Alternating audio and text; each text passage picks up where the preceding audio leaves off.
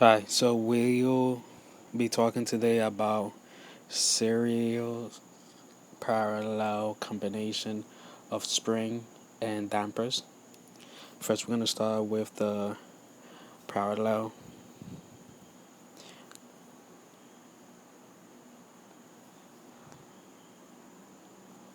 springs.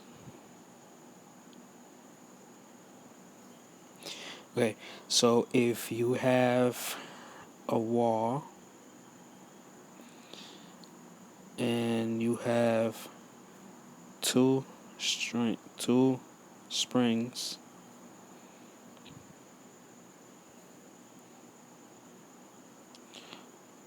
sorry, one beside the other, and you exert a force to the right, you're going to be able to move both springs a certain distance. The fact is that the force exerted here is going to be distributed between both springs. So both springs will react in a opposing way or opposing manner. So this could be represented algebraically, like the total force that you're gonna have to um, apply will be equal. Sorry, I didn't. Right. This is gonna be the spring constant of this spring and the spring constant of this other spring. So the total force that you're gonna have to exert is gonna be equal to the spring constant of the first spring times the distance that's gonna be displaced plus the second spring constant times the distance that it will also be displaced. That is gonna be the same as the one on top. If you want to find the equivalent spring constant, you just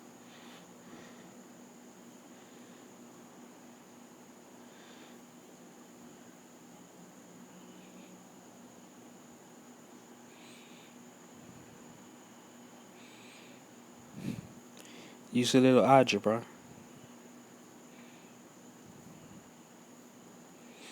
to leave both spring constants, and you'll notice here that the spring constant, the equivalent spring constant for series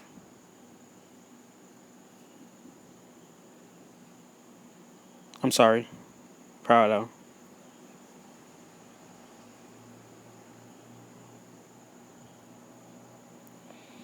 it's going to be equal to the sum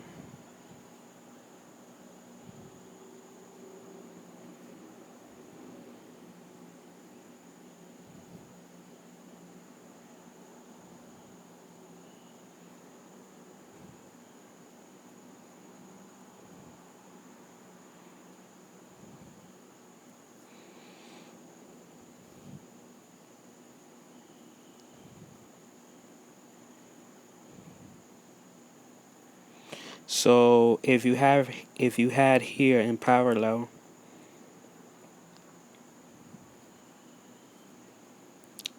a third spring, then the spring constant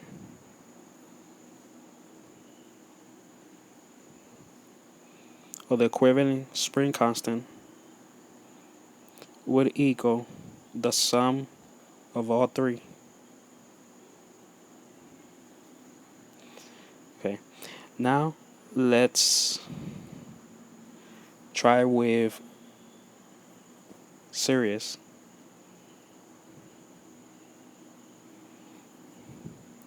So you have a wall, you have a spring in series with another spring, and you are exerting a force to the right. This spring, the first spring, this first spring is going to move a distance, say y, and this second spring is going to move, say, a distance x.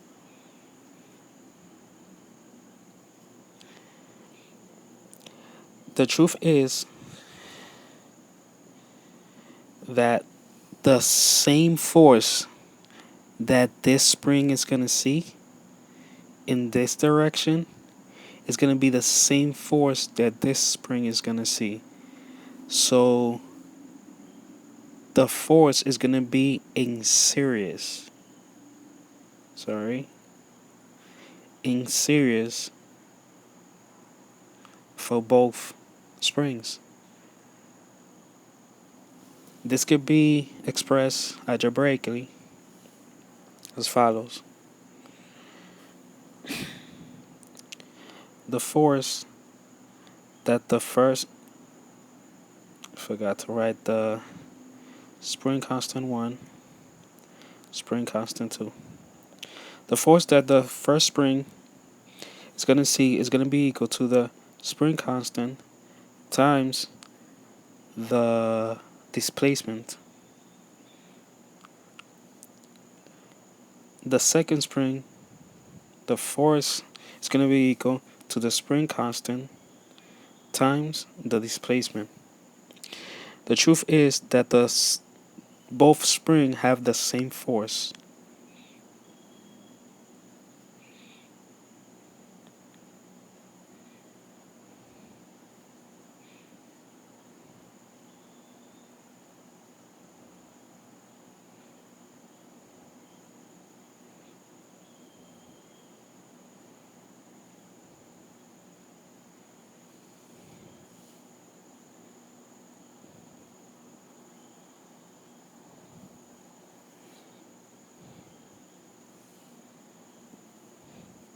So, with a little...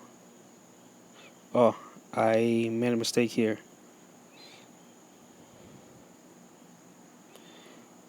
This spring, the second spring, the distance, because it's going to move here in this direction here, but because this spring is moving, it's going to move in this direction. So it's going to be the difference now. So we could say that the force of the first spring over the constant of the first spring is equal to the displacement that the first spring experimented. And substituting this in here,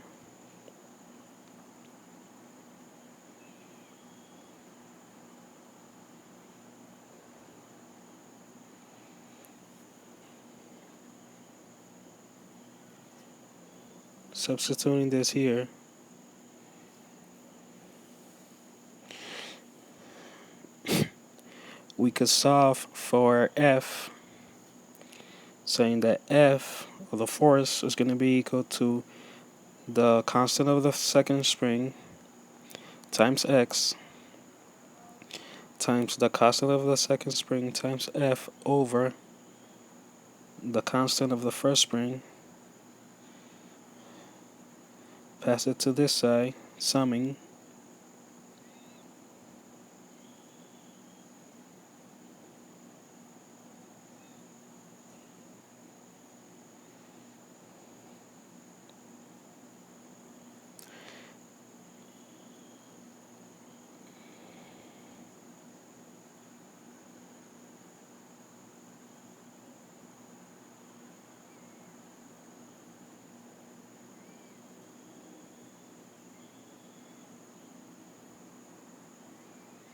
And now you notice that we get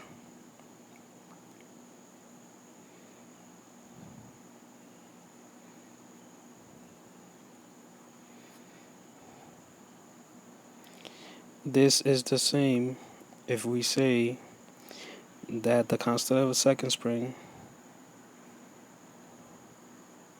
sorry,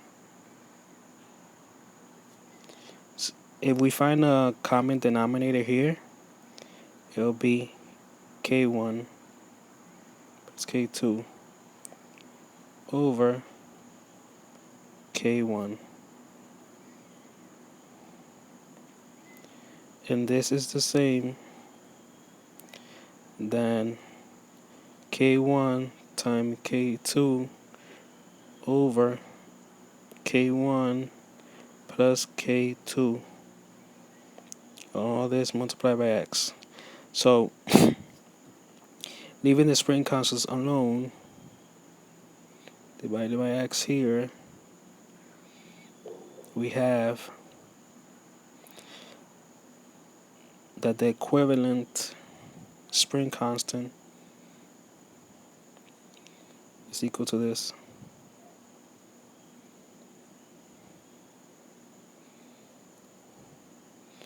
Equivalent spring constant, sorry, in parallel could be written as 1 over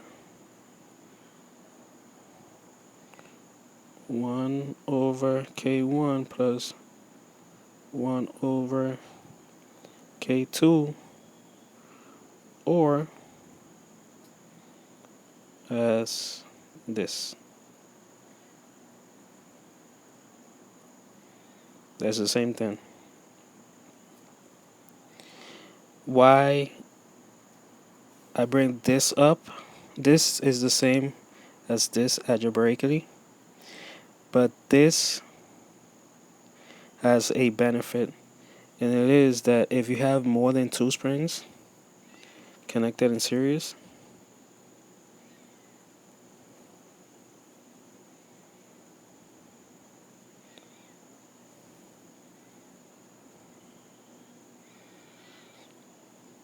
you have K1 here, you have K2, you have the third constant. To find the equivalent will be 1 over the first constant, 1 over the second constant, and 1 over, sorry, I'm using the one constant, it's not constant, it's coefficient, the third coefficient, and so on. If you had another spring here.